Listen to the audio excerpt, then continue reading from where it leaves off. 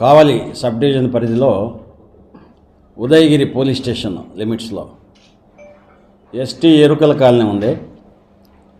ఆ కాలనీలో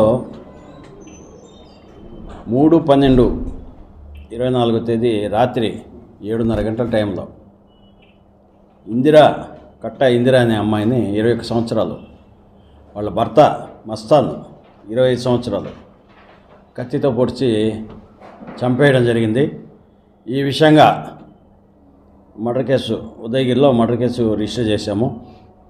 కత్తితో పొడిచి చంపి తర్వాత పారిపోయాడు. దీనికి కారణం ఏమంటే, ముద్దాయికి వాళ్ళ భార్య ఇందిరకు 3 సంవత్సరాల క్రితం వివాహమైంది. వివాహమైనప్పుడు కొంతకాలం వరకు బాగానే సాగింది కాపురం. తర్వాత వీడు తాగుడుకు బానిస అయిపోయేసి రోజు తాగి రావడం, ఇంట్లో గొడవ పడడం, ఆమెను కొట్టడం చేసే కొందికి ఈ మధ్య అమ్మాయి వచ్చేసి ఒక 3 నెలల నుంచి నీతో నేను కాపురం చేయలేను, నీ వద్ద నేను ఉండలేనని చెప్పేసి వాళ్ళ అమ్మ వాళ్ళ ఇంటికి వచ్చేసింది.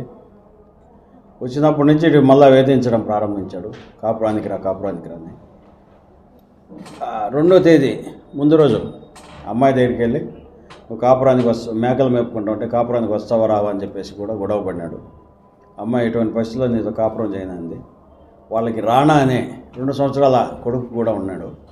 3వ తేదీ మధ్యాహ్నం టైంలో వాళ్ళ తల్లి దగ్గర నుంచి ఆ పిల్లవాడిని, రాణా అనే పిల్లవాడిని ముద్దాయి మస్తాన్ తీసుకుని వెళ్ళి వాళ్ళ ఇంట్లో పెట్టుకున్నాడు. ఎంతకి పంపించకపోయే కొందికి వాళ్ళ భార్య ఇందిర రాత్రి 7:30 గంటల టైంలో పోయేసి ఉయ్యాల్లో ఉండే బిడ్డను తీసుకొస్తుంటే ముందు కత్తి తీసుకొని, కత్తి తీసుకుని ముందు ఎద మీద పొడిచేశాడు. ఆ అమ్మాయి భయపడ వెనక్కి వస్తూ ఉంటే వెనకాల వీపు మీద 2 సార్లు పొడిచేశాడు. ఆ రక్తస్రావం అయిపోయేసి అమ్మాయి కూడా చనిపోవడం జరిగింది. వీడు పారిపోయాడు. తర్వాత వీడి కోసం మా ఎస్పీ సారు, నెల్లూరు జిల్లా ఎస్పీ గారి ఆదేశాల మేరకు 3 టీములుగా కూడా ఏర్పాటు చేయడం జరిగింది. 3 ఎస్ఐలతో, వీకే పాడ ఎస్ఐ, తర్వాత సీతారాంపురం ఎస్ఐ, ఉదయగిరి 2వ ఎస్ఐ, 3 టీములు ఏర్పాటు చేసి ముద్దాయి కోసం గాలించడం జరిగింది. వాడు ఈరోజు మధ్యాహ్నం 12-15 గంటలప్పుడు దుత్తులూరు మండలం వెంకటంపేట గ్రామం దగ్గర గంగమ్మ తల్లి దేవాలయం దగ్గర వీడు ఉన్నాడనే ఇన్ఫర్మేషన్ వచ్చింది.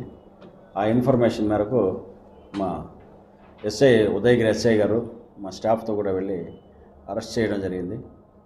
ఇప్పుడు ఈ టైంలో విచారించిన తర్వాత విచారణ అంతా కంప్లీట్ అయినాక ఇప్పుడు రిమాండ్కి పెడుతున్నాం.